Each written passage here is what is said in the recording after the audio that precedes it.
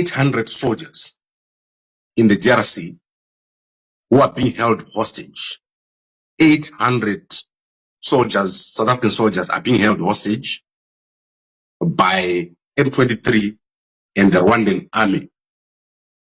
So there are two groups of South African soldiers. There's a group of South African soldiers inside the airport, and there's a group of South African soldiers with SADC soldiers. That is Malawi, Tanzania, and South Africa, who are at a military base. Both groups have been disarmed. So the group at the airport is allowed to handle their guns. They are allowed to keep their guns by Rwanda. So Rwanda is in control of the airport at Goma. They allow them to handle the guns.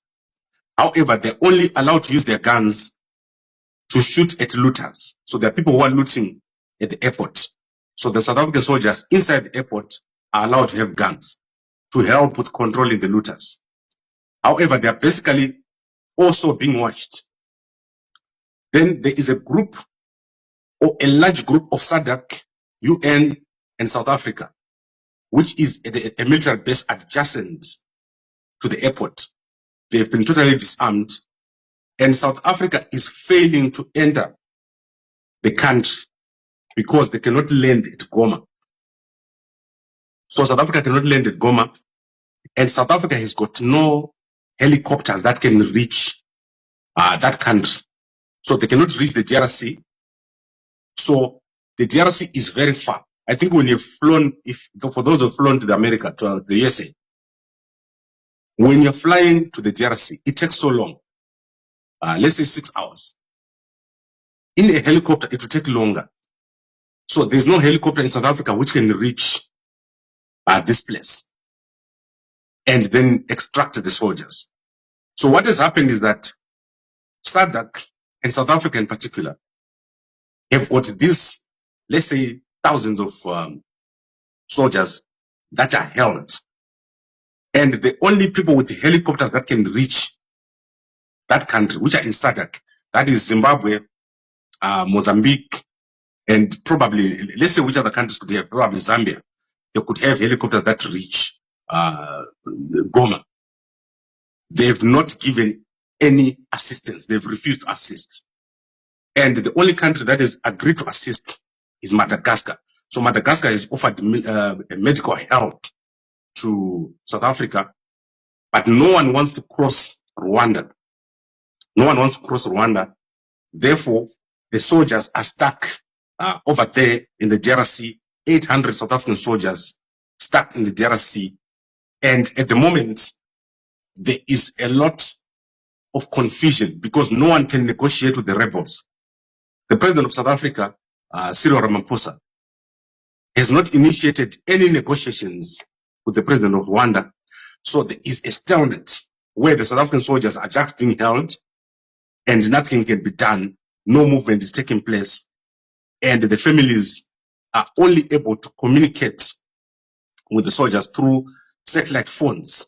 The satellite phones have been given to the soldiers of South Africa by M23. So M23 just give you a phone, you line up and you call your wife, and they're listening to everything that you say. So that is crazy, a crazy situation taking place in the SADC, a useless bunch of people led by Mnangagwa. They will not be able to do anything except to beg for mercy. That is what these guys are. This is a mess. The biggest problem with SADC is that Mnangagwa has assisted in rigging the elections in the DRC, he's assisted in rigging the elections in Mozambique, and he's also rigged the election in Zimbabwe. Last year, I went to SADC. So I'm not talking about things that I don't know here. I was inside SADC here, and when I arrived at SADC, the purpose of my visit to SADC was to ask SADC to intervene in Zimbabwe after the arrest of more than 130 opposition members, including the leader of the opposition party in Zimbabwe. I traveled to SADC, and these guys were so nonchalant, they don't care. And this is happening because they allowed Mnangagwa to do whatever he's doing. I wrote to President Cyril Ramaphosa the president of Tanzania, Samia Suluhu Hassan. I wrote to President Hakainde Hichilema at the time. I flew to Zambia to talk to the leaders of SADC at that time during the SADC summit. This was the developing situation or the development of this situation that you're seeing in the DRC.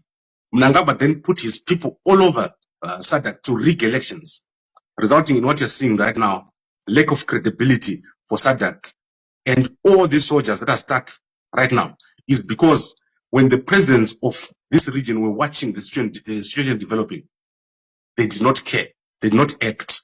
And Mnangagwa's actions are now starting to come back to haunt SADC, especially the 800 South African soldiers who are stuck right now, being held captive. If M23 just wake up and they decide to take them out, they can do it. They've got no one to stop them.